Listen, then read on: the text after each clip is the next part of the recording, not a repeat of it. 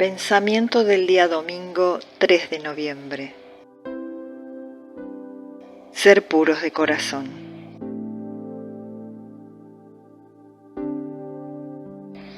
Las bienaventuranzas de Jesús evocan, en parte, las que los discípulos ya conocían, pero por primera vez sentían que los puros de corazón no solo eran dignos de subir al monte del Señor, como cantaba el Salmo, sino que además podían ver a Dios. Por tanto, ¿cuál era esa pureza tan elevada para merecer tanto? Jesús lo explicaría más veces en el curso de su predicación. Por eso, tratemos de seguirlo para ir a la fuente de la auténtica pureza. La palabra vivida nos hace libres y puros, porque es amor.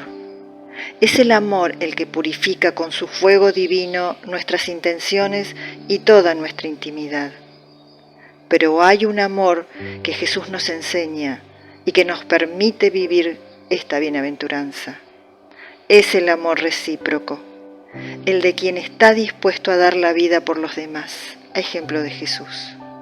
Este crea una corriente, un intercambio, una atmósfera cuya nota dominante es precisamente la transparencia, la pureza, por la presencia de Dios, la única que puede crear en nosotros un corazón puro.